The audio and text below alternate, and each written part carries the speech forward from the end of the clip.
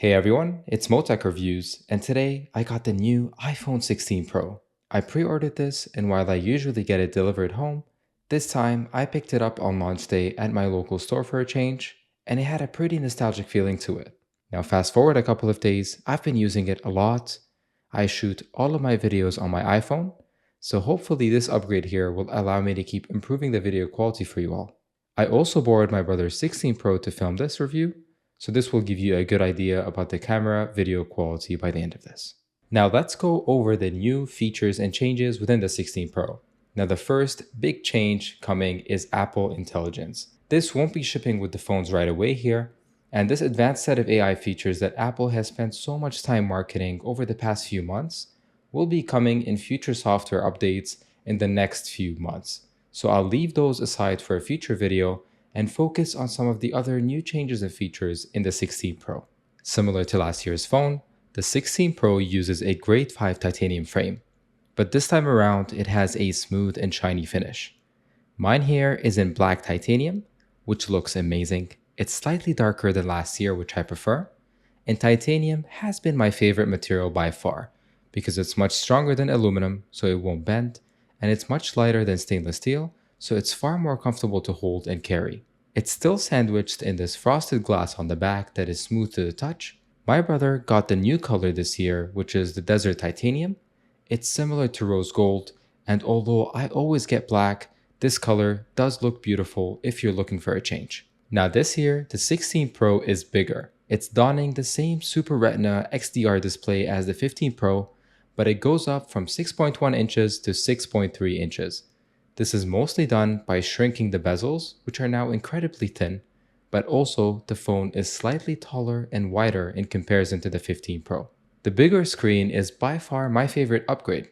This is because I don't want to go all the way to the max, because it's just hard to carry and use with one hand, but have been wishing for something slightly bigger than the outgoing 6.1-inch screen. It's a little easier to look at for longer periods, and I also feel like the keyboard is slightly bigger, making it easier to type on. The quality of the OLED is very high and the screen just looks beautiful. It has true blacks and 120Hz refresh rate. Everything is smooth and vivid and also very bright.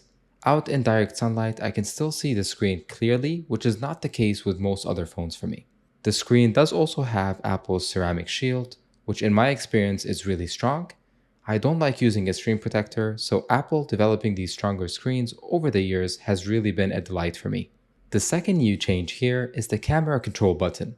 This is part of the continuing trend of Apple adding back buttons into the phone, similar to the action button last year. Now this is a dedicated camera button. It's capacitive, sort of like a laptop trackpad, and it takes you straight to the camera when you press it. From there, you can slide to control a few different settings, like zoom for example here, and if you double tap it, it'll show you all the configuration options, and from there, you can tap into each one to make adjustments and fine-tune your photo exactly how you want it. Now I've tried using this button as much as I can during the last few days, and I don't think I've yet gotten a grasp on its full potential. So while it is quite satisfying to press and helpful in certain aspects like quickly taking a photo or zooming in quickly without having to pinch the screen, I think it will take time to get used to it and to integrate it into a more useful flow. The third change we'll talk about is the camera system. The 16 Pro and the Pro Max both have the same exact camera system this time around, so you get a 48 megapixel main camera lens and a new second 48 megapixel for the ultra-wide lens, so your ultra-wide photos now will capture a lot of great detail very quickly. Apple added a fusion system, which allows you to quickly switch between different lenses as well, and a macro lens for close-up shots in amazing detail. New this year also, you can film in 4K and 120Hz in ProRes, and while the file sizes are ridiculously large, which is why you need to have an external SSD connected, you can get these really cool slow cinematic shots into your everyday lives. Now I have been loving the recent iPhone cameras, and I think that this is the best one so far. It's so hard to believe that we can get so much quality and detail out of a phone, and alongside the new cameras, they've also added 4 internal microphones that will deliver a higher recording quality than before. So I think with the new upgrades to the camera as well as the microphone, Apple is allowing creators and even small content creators like me to get really amazing quality for less money than getting a professional camera. The 16 Pro packs the new A18 Pro chip, which is ridiculously overpowered. Now, Apple says that it's 20% faster in the CPU department than the 15 Pro, which was already ahead of the game. So this will be the base for Apple Intelligence once it arrives in the next few months, and it will make a lot of these advanced features a reality. It's also 15% faster in GPU performance, which will help with image processing and of course gaming. These phones are basically able to run some AAA quality games comfortably, with ray tracing as well. In everyday use terms, the 16 Pro is amazing. It'll handle pretty much anything I throw at it without lagging or slowing down. They've also taken advantage of the bigger phone size to put in a bigger battery and hence improving battery life. Now, while Apple doesn't mention any hard specs, it measures that the 16 Pro will do 4 more hours of video playback in comparison to the 15 Pro. In my testing, it lasted the full day easily with moderate to heavy usage and a lot of camera usage as well. But of course, as with all batteries, this will get worse over time. Now, moving on to the software side of things, a new iPhone always brings a new iOS. And this year, we get iOS 18, which brings some much needed customization updates to the iPhone, like dark mode throughout the entire phone and a flexible home screen, alongside with some awesome widgets. I think this is an awesome addition as someone who exclusively uses dark mode everything. They've also revamped the control center to pack a lot more options in there and make it a lot more customizable as well. Another thing they've done here is that the app grid is now no longer locked, so you can have a differently spaced layout for your apps. Otherwise, the 16 Pro has the same notch, the same overall button layout with the action button, which you can customize to do different actions, and a USB-C charging port. Although they haven't changed or upgraded its speed, they have upgraded the MagSafe charging to a new MagSafe charging 2, which has faster speeds as well. Finally, let's talk cases. The new camera control button has made case design a challenge this year.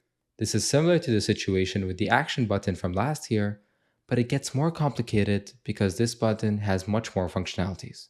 Apple hasn't really given case companies details on these buttons ahead of time, so most companies just opted to make cases with cutouts or holes on the side. Only Apple and a couple other manufacturers like OtterBox have a covered camera control button. Now, I got both Apple Silicon case and their Beats case to try out, and I'll end up just keeping one. I'm not totally a fan of either materials. I actually like leather the most, but because the button isn't covered yet on most third-party leather cases, I'll be using one of these and picking up a leather case at a later time. So the silicone case is nice and thin, but the material makes it hard to get out of your pocket and collects a ton of lint. On the other hand, the Beats case is made of a hard plastic and has a mirror finish. So while it doesn't pick up a lot of lint like the silicone case, it does pick up a ton of fingerprints, and it feels a bit slippery. I like that it has an open bottom though, so you can access the ports more easily, and you can feel the bottom edge of the phone while you swipe up. The camera control button cover works really well on both, so neither are perfect, but I'm glad to have an option at least that covers the camera button for now, as I think it would be uncomfortable to hold with an awkwardly placed cutout. Overall, the 16 Pro is the most incremental update ever, but it's still a classy phone that brings a lot to the table. Now at $999, if you already have the 15 Pro, this isn't the update you really need, especially that you will be getting Apple Intelligence as well. But I think that if you have the iPhone 13 or older and are thinking of upgrading, this phone will feel significantly better in a few areas, with a lot of upgrades that will also bring Apple Intelligence, which I'm super excited for. I hope you find this review helpful. This is my first phone review, so let me know down in the comments if you like this kind of content and you want to see more of it. Have an awesome day, everyone, and I'll see you guys next time.